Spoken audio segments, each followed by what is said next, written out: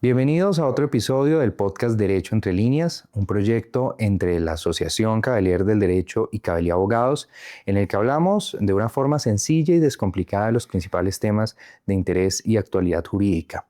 Les habla Santiago Guevara y en esta ocasión nos acompaña la doctora Vanessa Aguilar, filósofa y politóloga, y con quien conversaremos un poquito sobre una ley fundamental que ya les comentaremos más adelante. Bienvenida, Vanessa.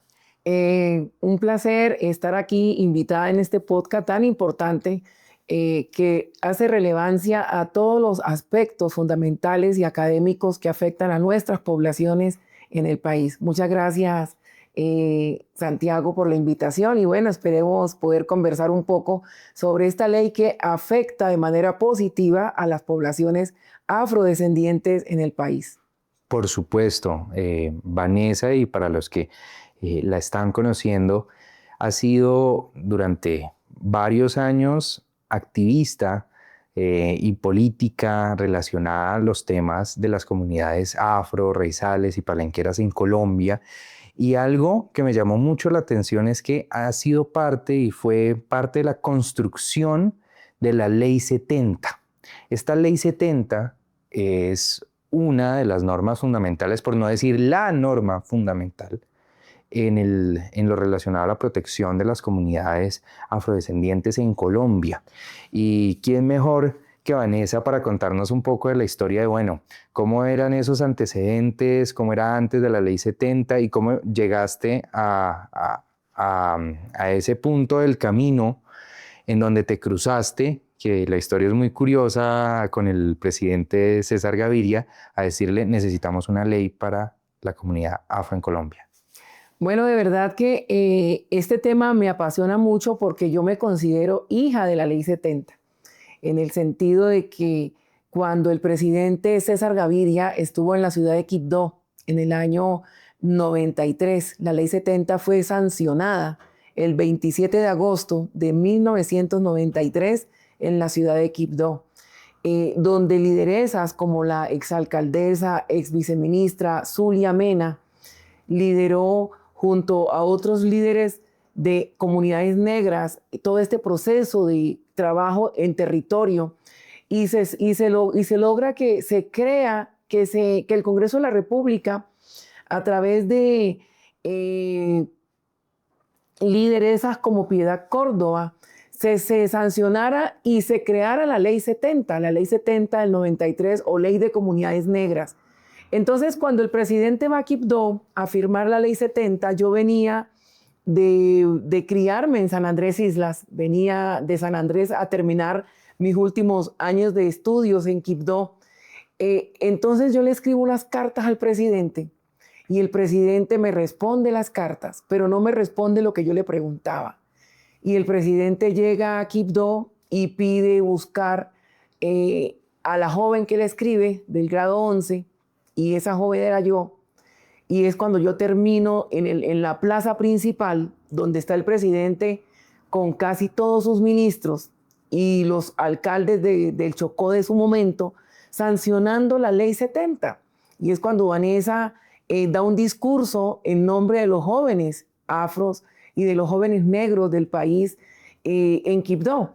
Y ahí arranca como esa vida de lo que tiene que ver las comunidades negras, esa ancestralidad, esa negritud de Vanessa Aguilar y la Ley 70. Entonces yo me considero hija de la Ley 70 porque nazco a la luz pública en materia de lo que tiene que ver con el liderazgo y la lucha de derechos étnicos a través de la sanción que hace el presidente de la Ley 70 o Ley de Comunidades Negras en la ciudad de Quibdó. Y esta sanción, pues, por supuesto, trae consigo un articulado.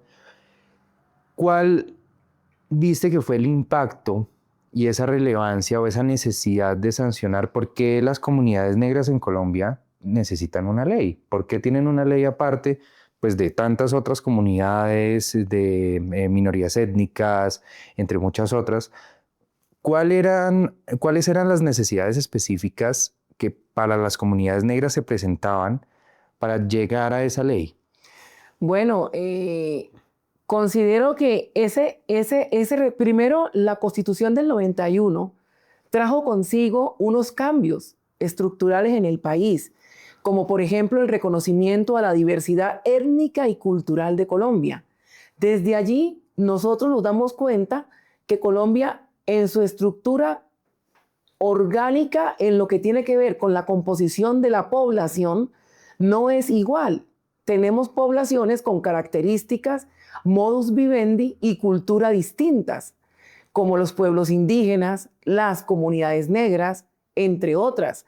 Entonces, el artículo transitorio de la Constitución, el artículo transitorio 55, ese artículo transitorio también reconoce que Colombia tiene unas poblaciones negras, que esas poblaciones negras deben ser reconocidas y deben tener un estatus de preponderancia como lo tienen los pueblos indígenas, los pueblos gitanos o rum.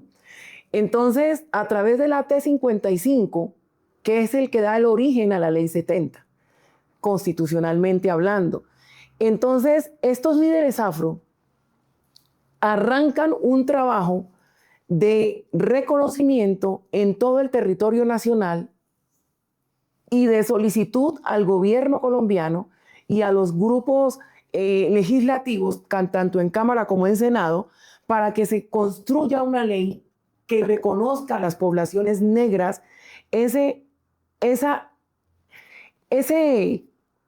como ese carácter que lo hace único. ¿Y qué es lo que lo hace único? 1, tener un territorio especial. 2, tener una cultura propia. 3, esa protección del medio ambiente que hacen las comunidades negras desde su óptica, como por ejemplo, cómo las comunidades negras, a través de prácticas ancestrales como la minería, no acaban con el medio ambiente. ¿Por qué? Porque lo hacen de una forma manual. Entonces, ¿cómo protegemos esto manual que las comunidades hacen del uso de recursos en territorios? Tocaba hacer una ley. ¿Cómo las comunidades negras que viven a orillas de los ríos o que tienen un territorio específico propio y se comportan de una forma diferente, se protege eso? ¿Cómo se hace? A través de una ley. Otro componente es cómo la educación que reciben las comunidades negras es una educación que estaba dejando de lado todo ese aporte que han hecho líderes y lideresas negros del país para la construcción de Colombia. Pero eso no se refleja en los textos educativos. Ahí es cuando arranca todo un trabajo de reconocimiento a la etnoeducación, y eso está en la Ley 70. Y aspectos como estos son los que la ley interpreta de las necesidades de las comunidades.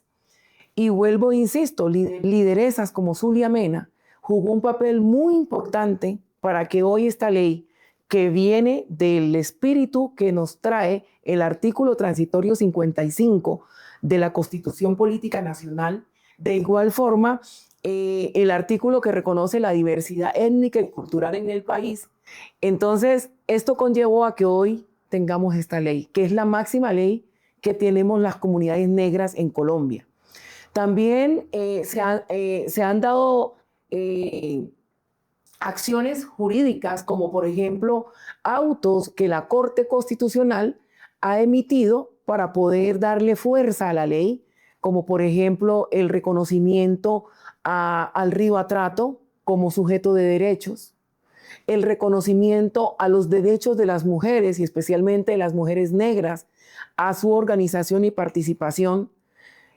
Resalto en la Ley 70, volviendo a la pregunta, resalto en la Ley 70 en especial el capítulo que habla de cómo las comunidades deben organizarse, cómo se debe proteger esa organización, donde la máxima organización que tenemos las comunidades negras al interior es el Consejo Comunitario. Cómo el Consejo Comunitario vela porque esa cultura propia y ese modus vivendi propio que las comunidades negras tenemos en territorios específicos sea protegido y sea potencializado.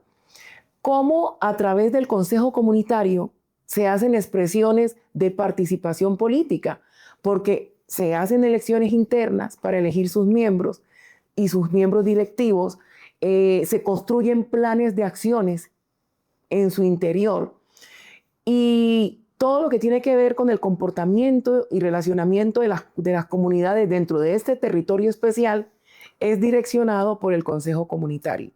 De ahí también salen lineamientos donde comunidades negras crean comisiones especiales para tocar temas específicos.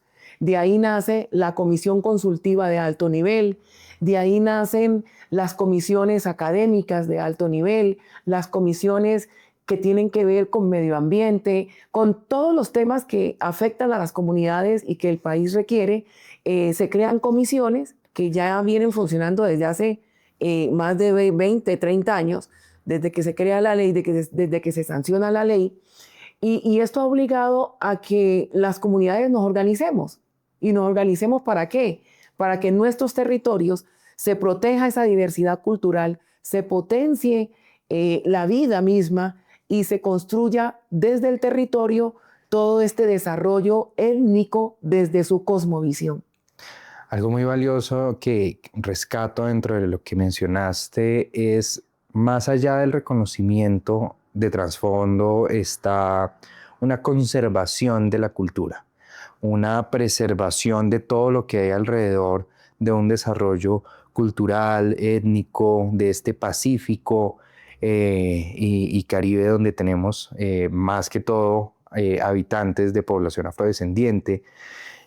Y cómo esta ley permite crear mecanismos para que estas comunidades puedan defender esto, conservar y cuidar todo este arraigo cultural, todas esas formas, esos modos artesanales para hacer la minería, la protección y el reconocimiento que eventualmente y por otros medios se ha ido reconociendo, por ejemplo, para la mujer afrodescendiente, para el niño afrodescendiente, para el río Atrato.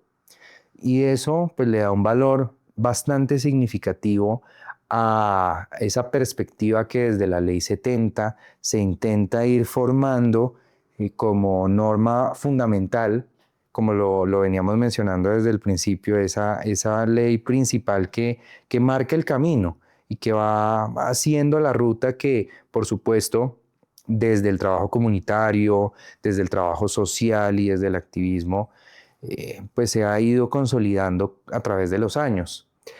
Desde que está la Ley 70, ¿cuál crees que ha sido ese impacto más significativo que tú hayas podido evidenciar de esa aplicación, de ese reconocimiento, de esa preservación cultural? Bueno, considero que la Ley 70, en los capítulos que han sido reglamentados, porque estamos en mora en que la ley se reglamente en su totalidad. Dos grandes aspectos sería la participación política de las comunidades negras, partiendo de la base que las comunidades negras estamos clasificadas en 4. Comunidades negras, aquellas que se representan en los consejos comunitarios, los afrocolombianos, los que tenemos descendencia, nos autorreconocemos como descendientes de africanos y tenemos familiares, mamá, papá, abuelo, abuela, negro. Los palenqueros, que están en San Basilio de Palenque, partimos de que este grupo poblacional es protegido por la UNESCO, vino desde África, desde la República Democrática del Congo, y se ubicó en Colombia, donde su máximo líder en la época de la esclavitud, de esa época de la cual no nos gusta mucho hablar, pero que tenemos que hablarlo porque es la base de impulso para los que defendemos derechos humanos, donde Benco Biojó crea un palenque, y ese palenque se vuelve único en el mundo, debido a que la gran mayoría de los palenqueros en África se ha extinguido esta cultura y preserva solamente en Colombia, en San Basilio de Palenque. Y los raizales de San Andrés, Providencia y Santa Catalina, que tienen también cultura propia, modo de hablar propio, y esto hace que los raizales de San Andrés, Providencia y Santa Catalina también sean protegidos como pueblo tribal o pueblo ancestral afro.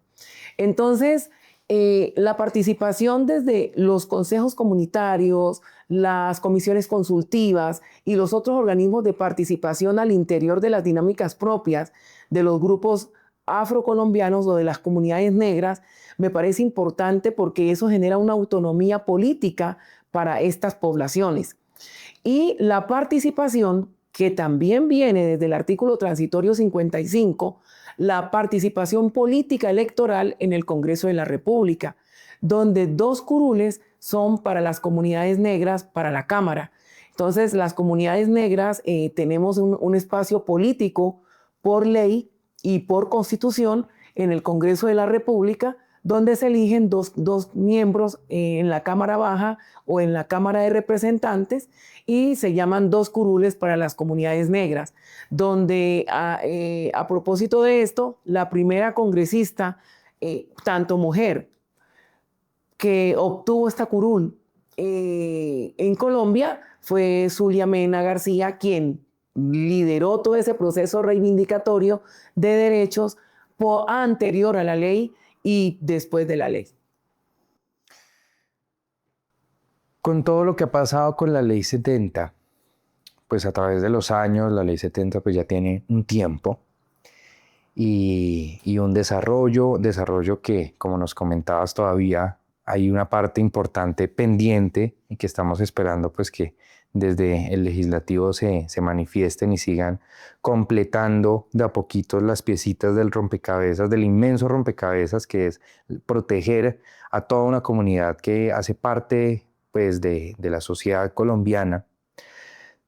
¿Tú consideras que la Ley 70 es suficiente? ¿Qué es lo que hace falta para poder terminar de reglamentar, de blindar y dar herramientas para estas comunidades y que en efecto se puedan garantizar sus derechos como lo pasa en ciudades acá como Bogotá, como Medellín? ¿Qué hace falta? Bueno, una pregunta un poco dura, porque entonces la respuesta fácil es decir que hace falta todo.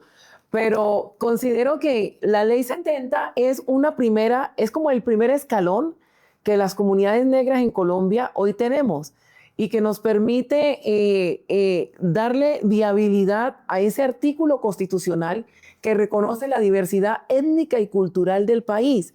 Y ese reconocimiento no debería ser un problema, debe convertirse en una fortaleza para el país, porque es un país hermoso, es un país diverso, es un país donde su negritud es una fuerza importante que ha construido las bases del mismo país.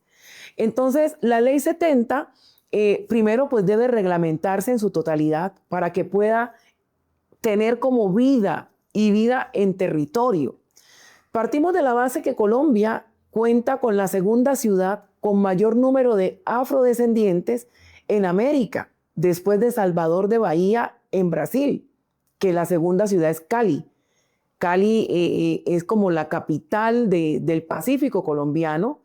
El departamento con mayor número de población afro es el departamento del Chocó.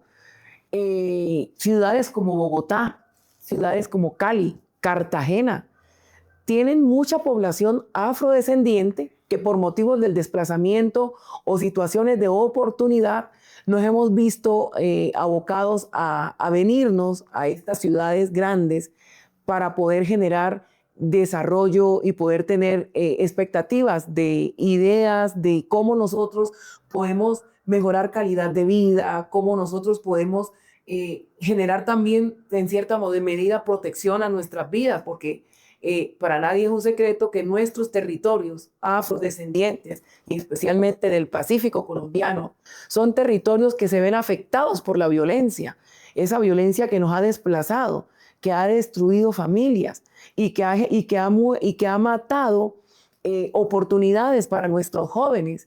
Entonces, el Estado colombiano en su conjunto debe generar proyectos de ley que ayuden a proteger la vida de las poblaciones en sus territorios, que ayuden a proteger el medio ambiente, porque para nosotros la tierra, el ambiente es fundamental, porque es nuestra vida, es nuestro soporte y es lo que nos provee todo. Las comunidades negras en el Pacífico colombiano en especial, porque hoy estamos reconocidos en nuestros territorios, especialmente donde nos ubicamos a través de acciones que se han generado por políticas públicas. Se ha asimilado algunas iniciativas que la Ley 70 trae a poblaciones que nos encontramos en ciudades o que nos encontramos en otros contextos que no es el Pacífico colombiano. Por eso hoy tenemos consejos comunitarios casi en todo el país, porque en todo el país hay población negra, no solamente en el Pacífico, sino en todo el país. Entonces, estas políticas públicas y estas nuevas leyes que se deben emitir para proteger los derechos de las comunidades y en especialmente los derechos a la salud, al empleo, a la educación, a la vida misma, a la vivienda, a los servicios básicos, tienen que darse. Parece mentira, pero en pleno siglo XXI estamos nosotros reclamando mínimos que ya, de vida. Que ya están garantizados en otras partes del país. Claro, que deben estar garantizados y que esos son derechos humanos. Entonces, pero en comunidades nuestras, no. Por ejemplo, la electricidad. ¿Cómo va a ser posible que hay comunidades donde no hay energía? Y son comunidades donde están, ¿quién? Las comunidades negras. ¿Cómo va a ser posible que hoy todavía sigamos peleando en el departamento del Chocó, para tomar un ejemplo, por la vía que conecta por tierra a 4 horas Quibdó con Medellín?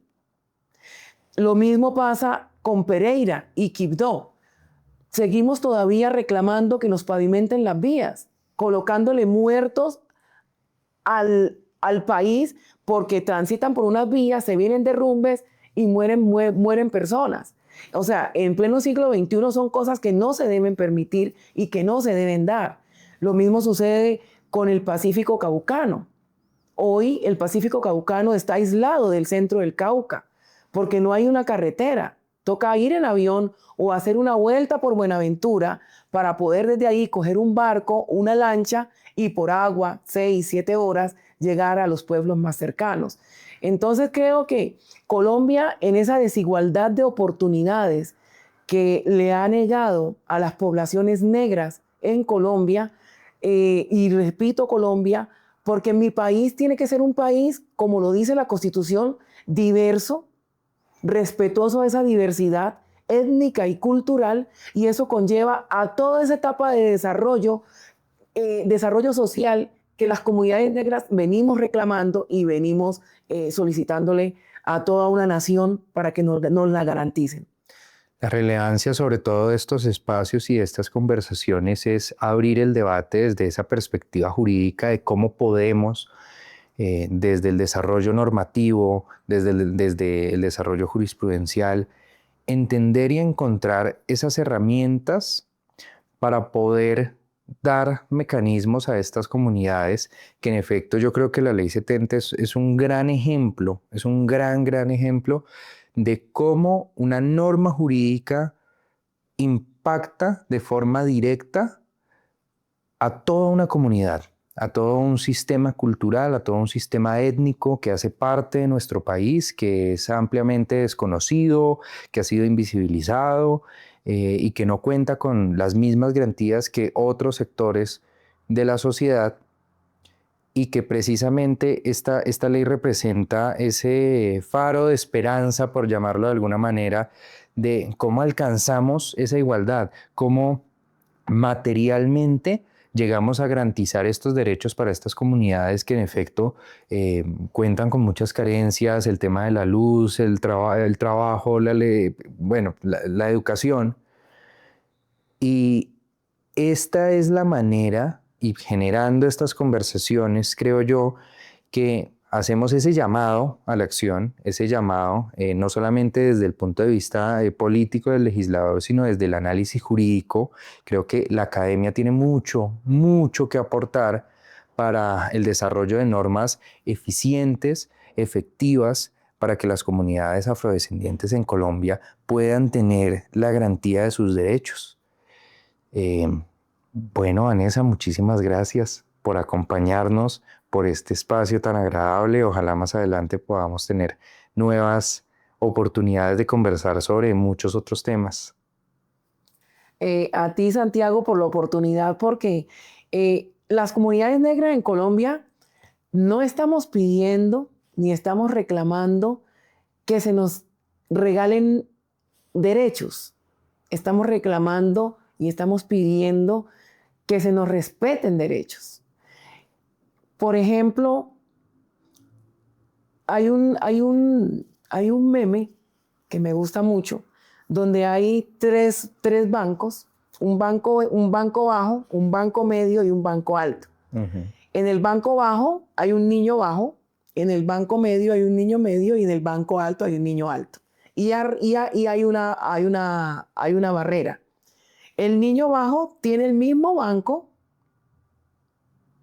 que tiene el medio y que tiene el alto. Pero el niño bajo, al montarse en el banco, no logra ver por encima de la barrera. Lo que ve es la pared, ve la barrera. En el banco medio, el niño medio tiene el mismo banco del niño bajo, pero tampoco logra ver no logra, su cabeza llega hasta la raya. Y en el otro banco, el niño alto, tiene el mismo banco del medio y del bajo, pero él, como es alto, logra ver más allá de la barrera. Entonces, esa equidad es a la que apelamos las comunidades negras en el país. Denos condiciones igualitarias para poder competir en las mismas condiciones de los demás. Pero no se nos pidan que compitamos iguales cuando no nos dan las mismas garantías, ni los mismos espacios, ni las mismas oportunidades para hacer esa competencia. Entonces, a eso es a lo que nosotros hacemos el llamado y que jurídicamente debemos generar otras normas y garantizar cómo la Ley 70 se reglamenta en su totalidad y otras normas que ayuden a que esa Ley 70 potencialice esa equidad a la cual hoy los grupos étnicos del país, especialmente las comunidades negras, estamos haciendo ese llamado. Y justo en estos días la Ley 70 ya cumple, este 27 de agosto, la Ley 70 cumple, ¿cuántos años? 34 años o 35 años ya. Porque fue el 27 de agosto del 93 y estamos en el 2025. Entonces, ese 27 de agosto de sanción, ya la Ley 70 está a punto de cumplir años. Muchas gracias a la Asociación Cavelier del Derecho por generar estos espacios académicos desde lo jurídico, desde lo social y desde la óptica del debate, porque estos son los espacios que la academia debe generar para que las comunidades, las poblaciones y las personas podamos expresar y podamos generar cambios en la sociedad, porque la sociedad cambia en la medida que la academia haga esos aportes y permita que las comunidades se interpreten para que se generen las acciones jurídicas necesarias y podamos generar un mejor país. Así que muchas gracias y espero vernos en otro espacio. Muchas gracias. Muchas gracias a ti, Vanessa, por acompañarnos. Esto fue otro episodio del podcast Derecho Entre Líneas, un proyecto entre la Asociación Cavelier del Derecho y Cavelier Abogados, en el que hablamos de una forma sencilla sobre los principales temas de interés y actualidad. Nos acompañó la doctora Vanessa Aguilar y les habla Santiago Guevara. No olviden seguirnos en nuestras redes sociales como @Asociación Cavelier y Cavelier Abogados. Nos vemos en un próximo episodio.